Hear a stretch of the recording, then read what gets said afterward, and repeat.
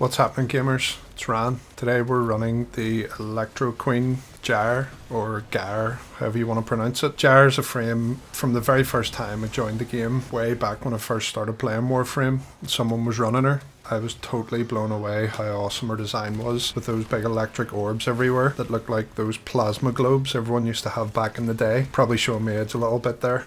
The reason we're on the Gyre is the poll I ran on my YouTube picked her from the selections. It was very close, with Harrow only coming 5% behind after leading for most of the 24 hours that the poll was up. Let me know in the comments if I should run him next or if I should pull it out again for everyone to pick from a new selection. So Gyre, I've spent very little time playing Gyre outside of the MR grind, so this was a fresh learning curve for me with the frame. I originally ran her to around XO 90 or so with the signature weapon Wyrm Prime. It worked out okay, but for me personally it felt really slow or something and I just wasn't really enjoying it. I went back again and put on Latron here to make use of the orbs bouncing on the Incarnon form to pair with her 1. Worked out okay, but honestly I think you can use Latron on any frame and it'll do just fine carrying you through the cap. I also used Ocucor, which I thought would have been a lot stronger shooting through the orbs, but I wasn't really enjoying it that much through the run, so I didn't really use it too much. It would probably be better with some kind of additional damage buff like Roar, for example, on the helmet. Gyre I found to be quite squishy through the runs. I tried to stack up the usual lazy gating with Arcane Aegis, Fast Deflection, Vigilante Vigor, which works fine as we know on pretty much most frames. I also tried out Arcane Circumvent for the first time. Really interesting Arcane. This actually lets you roll through enemies to steal 50% of their defenses, and this worked great with Gyre as she has a really cool dodge animation where she turns into electricity, dashes forward through the enemies. I paired this up with Praedos obviously for the move speed and Melee Careen on there to freeze the enemies as I dash. This whole combination was really nice to use, especially for dashing through Thrax. Go through them twice, you get a full strip for overguard and armor, and it gives you 10k overguard as well back, which is nice. I think in the right hands, with more practice and a bit more familiarity, this would be a really safe and comfortable way to play Gyre overall. Like I said, Gyre's kit design is really cool. You can easily play her with no helmet and get the cap. In fact, I think it would actually probably be better to play her with no helmet than using Nourish like I have here. I subbed over her 2, which is Coil Horizon. It's actually a nice ability which pulls enemies in, does some decent damage as well overall, so you can easily use that rather than subbing it off. The way I played her here is as a weapons platform, essentially just casting Nourish to get extra energy and viral, casting her 3 Cathode Grace to help again with energy and critical chance, and then her 4 Rotor Swell, which helps with move speed, critical chance on the ability, and proccing electricity, shocking and CCing enemies around her. You basically just throw down her 1, the Arc Sphere, which is the big plasma globe which shocks the enemies, and then when you pair that with the Augment Conductive Sphere, this allows projectiles that go through it to have a guaranteed electric status effect and a 75% electric damage, which paired really well with the Latron, as you can imagine. You can really use any weapon with her kit,